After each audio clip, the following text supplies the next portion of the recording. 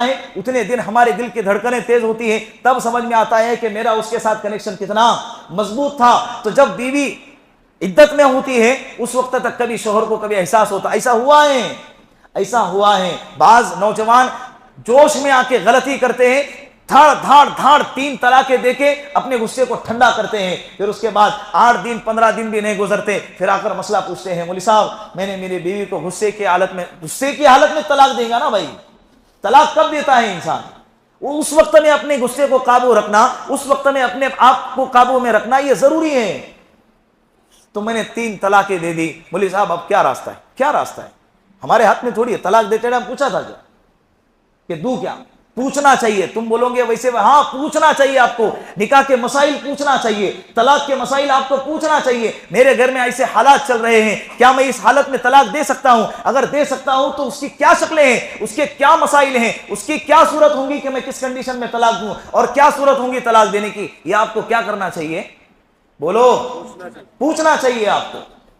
3 तलाक। एक बंदे का फोन आया, मुझे नहीं आया, किसी और मुफ्ती साहब को आया जो बहुत बड़े हैं, उनको फोन आया। छोटा सा लतीफा है, हकीकत मैंने अपने कानों से सुना हो।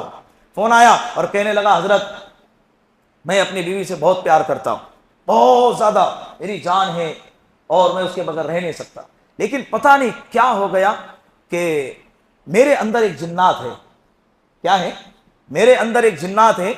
मैं तो कभी सोच भी नहीं सकता, मैं उसके बगैर एक लम्हा जीना सोच नहीं सकता, मैं तो कभी ऐसा कर ही नहीं सकता। लेकिन हजरत मसला यह है कि मेरे पूरा घर बैठा हुआ है, फोन स्पीकर पे है। वो कहने लगा, हजरत ये लोग कह रहे हैं कि तलाक हो गई, हालांकि तलाक मैंने दिया ही नहीं, मेरे अंदर जो जिन्नात बैठा हुआ है उसने तलाक दी। उसने क्या कर दी? मैं इसके बगैर रह ही नहीं सकता, मैं कैसे तलाक दे सकता हूं? तो जिसने भी दी है वो मैं नहीं था। वो कौन था? जिन्नात था। मुफ्ती साहब ने कहा कि आप पर तलाक वाकई हो गई। कहा कि हजरत मैंने दी ही नहीं ना।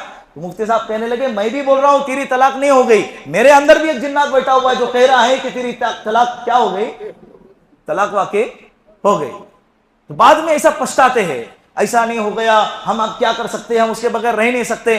तो पहले इंसान शरीयत को समझना चाहिए। इसका फायदा क्या है? 3 महीने इद्दत गुजरने तक एहसास हो गया, आप उसको दोबारा बगैर निकाह के अपने निकाह में दोबारा अपनी जिंदगी में ले सकते हैं।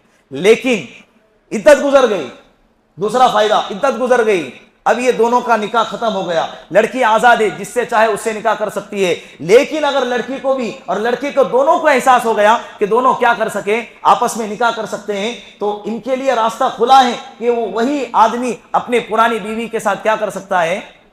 निकाह कर सकता है। कितनी आफियत है, बोलो। छोड़ना मकसद है